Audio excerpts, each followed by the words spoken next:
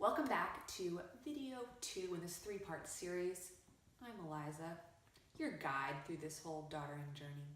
So, there's the big word, daughtering. In this video, we're going to be talking about the how-tos of showing up in your relationship with your mom. This is kind of a new concept, probably for you. I know it was for me when I began to sit around in circles with groups of teenage girls, and we would talk about our frustration about heck, when it comes to the story about teenage girls in our culture, what are we told about teenage girls?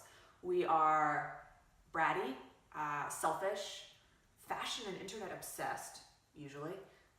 Spending obsessed. Vain, moody, cranky, emotional terrors, difficult to be around. There's this story about teenage girls. And so when we began to sit around, we'd be like, gosh, we're all struggling with this. How can we begin to change the story about teenage girls and about being a teenage daughter and about how we can show up differently with our moms? So daughtering was our answer to that. So you know how mother, which is a noun, right? A passive noun, can also become a verb, to mother somebody, mothering. And you don't need to be a mom to mother someone, right? I know when I was growing up, I was kind of, in some ways, the mom of my friends, mom, you mother a friend, you take care of somebody you love, and we all know what that means. The same thing is possible with daughtering, and that's what we began to play with and define. I actually think it's so much fun, it's like imagining this dictionary definition that you get to write, this definition that you get to write for your own life and for all your relationships. And so we came up with many definitions of daughtering. We began to write them and collect them together. But the one that I wrote down myself and then added to my book, the book's mothering and daughtering. And so one half is for daughters, the side called the sassy side. It's the side that I wrote. And it's actually a flip book. So the mothering side goes one way and the daughtering side goes the other way. And they read in towards the center. And then there's a middle chapter for mother and daughter to read together on communication. And so daughtering, this word and this work really features big in this book. And the definition of daughtering that I came up with is basically being active in your relationship with your mom so that she knows the real you. It's about balancing your healthy dependence on your mom with a healthy independence as you step out into the world. So there's a few different parts in that. But the one that I want to draw your attention to the most is the idea of being active, right?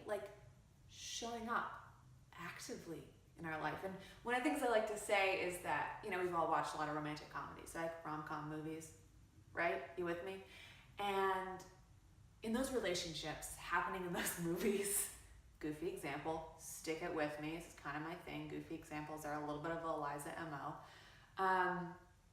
We know that the relationship isn't going to work out if one of the people isn't invested, right? They're not showing up. It's basically a trope in media. We look at it and we're like, that's not a thing, that's not going to work out.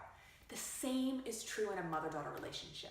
If there's two people in the relationship, a mother and a daughter, and the daughter isn't showing up, she's showing up with one-word answers, crossed arms, eye rolls, mom, actively fighting the mother's attempt to be close and work things out together, how is that going to work out? We know that's not going to work. And so the idea behind daughtering is that our mothers need us to show up, and that it's actually really empowering and a powerful lesson for us to learn how to show up. So what does that mean? Daughtering can mean lots of different things in your life. One could mean telling your mom what's going on. Instead of thinking, oh, she's got to know exactly how I feel, being like, Mom, I feel sad. Or, Mom, today was a little hard. Or, I'm so excited about this. Not imagining that she can read your mind and instead telling her about it. That's one example.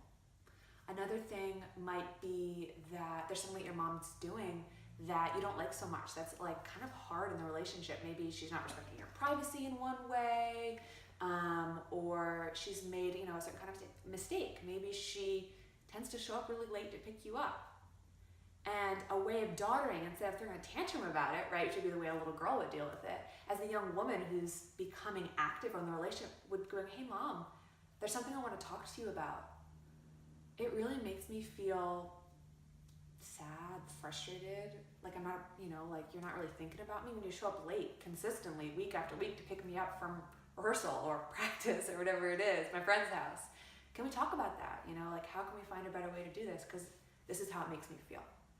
Like, oh, what a breath of fresh air. Your mom, I imagine your mom's gonna feel, I know my mom feels, when I show up from a place where I'm clearly communicating and I'm committed to being active in the relationship. So that's an end to video 2. And there's one more video left.